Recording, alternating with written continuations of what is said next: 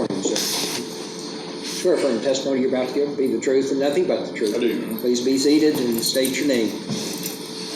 My name is Matt Hilbert. And Captain Detective, you and I have worked together for almost 2 decades. I know all about you. You know all about me. This may be the first time that the jury has ever seen you or had a chance to hear from you. So what I'd like to do, if you would just tell the jury what your title is, and then tell them some of your routine duties with the Sheriff's Office. Oh, goodness. Okay. Well, I'm Matt Hilbert. I've been at the Sheriff's Department for about 22 and a half years now. I'm the detective captain, which just means I supervise investigations at the Sheriff's Department. I supervise our narcotics detectives and our other general investigation detectives. And of course, we're a small agency, so I also routinely work cases as well. Okay. And prior to becoming detective, you've done detective work for how many years now? Since 2006. So I'm going on 16 years. Yes. Yeah. And prior to that, did you do road work as a deputy? I did. Well? I started in 1999 as a deputy on patrol, and I've worked as captain of patrol, and I've worked on SRT and different positions, detective and detective sergeant, detective lieutenant, and detective captain. And has your entire career been with the Marshall County Sheriff's Office? It is. Okay. And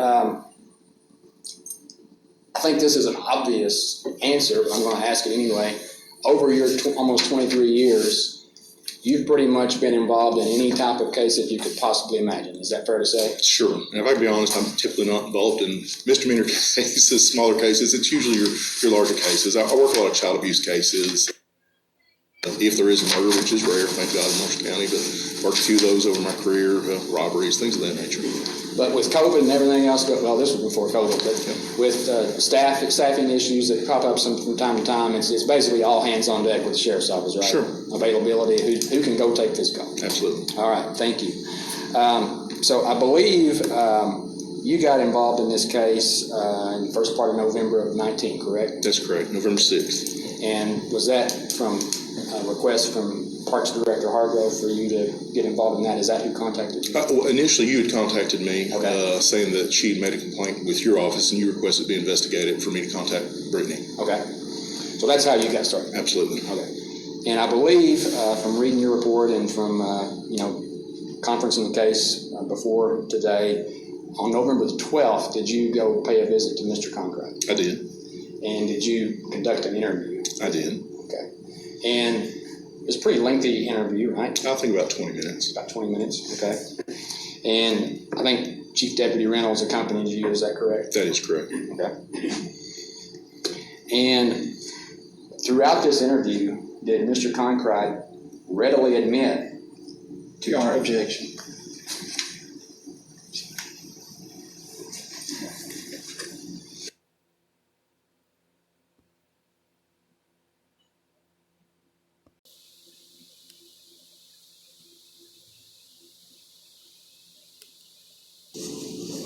Okay, let me rephrase it just a little bit. Sure. So throughout this interview, did Mr. Conkright make statements to you about turning on the water? He did. And specifically the water spigots? Yes, he did. Did he make statements to you about leaving them on? He did, yes. Were those multiple times that he stated that he had done Yes. that? Okay. At any point in time, did he ever deny that he was doing this? Never.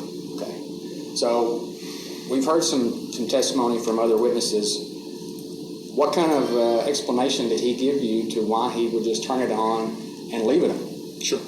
He says that he's an avid runner, and he would run the park, he'd run the trails, particularly at night. He'd run up there.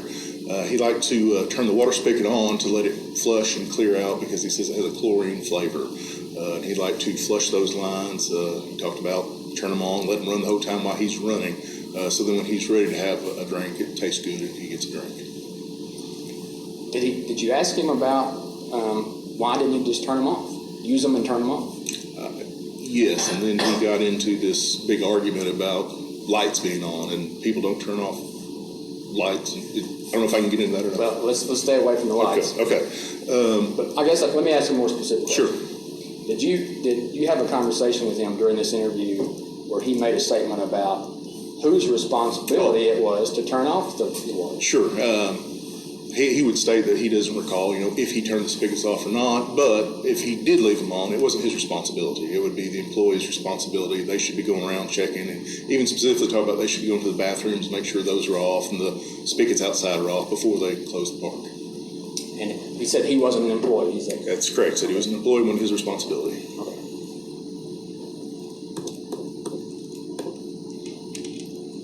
Now, at some point during this interview, I think it was toward the end of it, did you or maybe Deputy Reynolds just say, hey, will you just agree to stop doing this? Sure. And would he agree to do it? He wouldn't agree to quit doing it.